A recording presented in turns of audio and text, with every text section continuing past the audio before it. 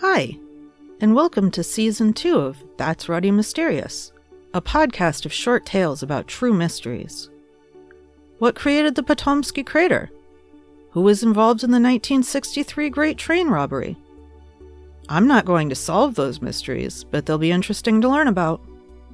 I'm your host, Kelly with an I. Transcripts and references for all episodes can be found at that'sruddymysterious.wordpress.com. No apostrophe and no exclamation point. Today's tale is about the missing Honjo Masamune sword. The Honjo Masamune was a legendary katana. The legend says that Masamune and his student Singo Muramusa each had a katana. They put the swords into the river. Muramusa's blade cut through everything that passed it, fish, leaves, etc. Masamune's blade, however, only cut through the leaves. A passing monk explained that this made Masamune's blade discerning, which made it a better blade. There are some problems with the legend, however. Muramusa was a famous swordsmith who lived during the Muromachi period, which occurred during the 14th to 16th centuries. That's at least 100 years after Masamune died. There's also no evidence that Muramusa was one of Masamune's students. Goro Nyodo Masamune was a late 13th century Japanese swordsmith. He was born around 1264 and died in 1343 at the age of 79. But he wasn't just a swordsmith. He was known as the greatest swordsmith in Japan's history. He was known for redesigning swords so that they could withstand armor and kill Mongol invaders. In the 13th and 14th centuries, the Mongol Empire was the biggest contiguous land empire in history. To this day, no one has surpassed Masamune's techniques. Masamune would beat red-hot carbon steel into rectangular billets repeatedly cut and folded. The technique Masamune invented is called hamon and is still used today. The Honjo Masamune blade was composed of 30,000 layers. It's a single-handed curved katana. It's about 72.5 centimeters or 28.5 inches long. It is thought that Masamune made the blade sometime around the year 1300.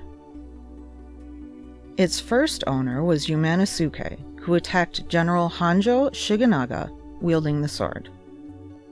Shigenaga won the battle and claimed the sword as his prize. This is when the sword was named after both him and its creator.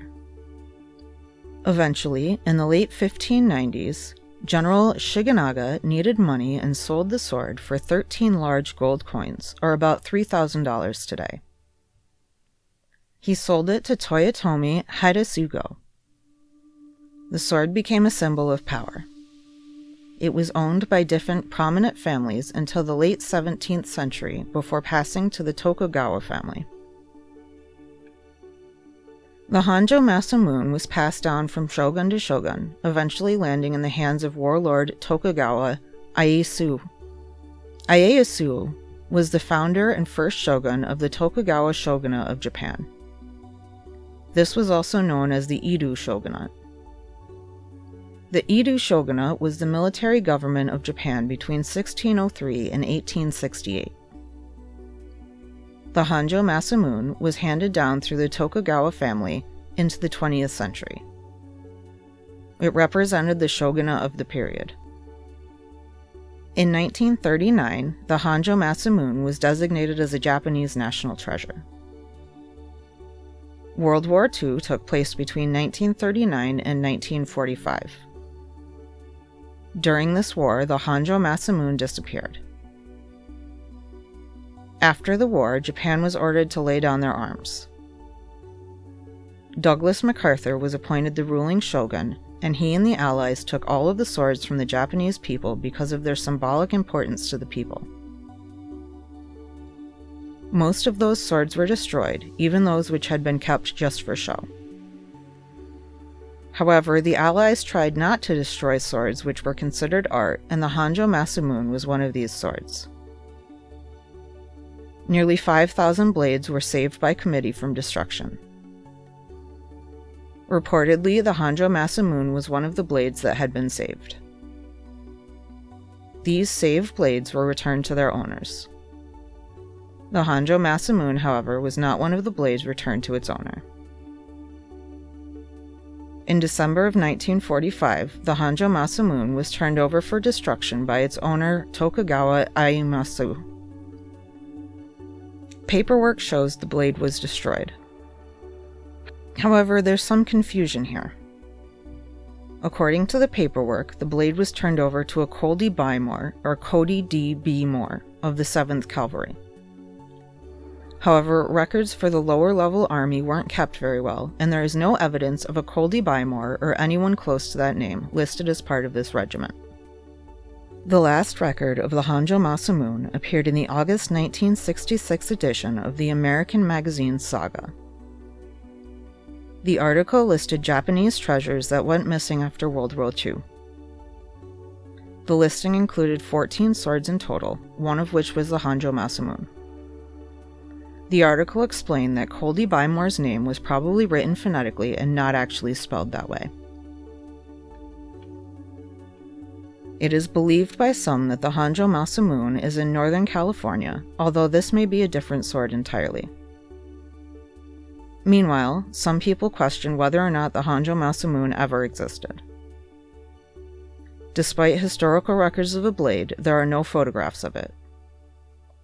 The only images of a Honjo Masamune that exist are line drawings of the sword, which were created when the sword was declared a national treasure.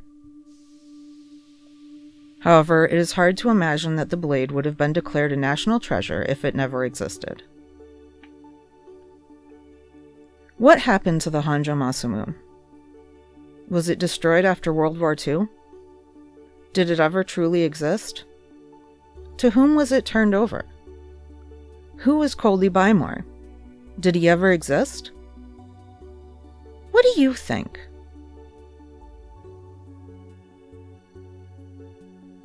Thanks for listening to today's episode of That's Ready Mysterious. I'm your host, Kelly with an I. If you enjoyed this episode, leave a review and follow That's Ready Mysterious to be updated about new episodes. Tune in next Tuesday for another thought-provoking tale.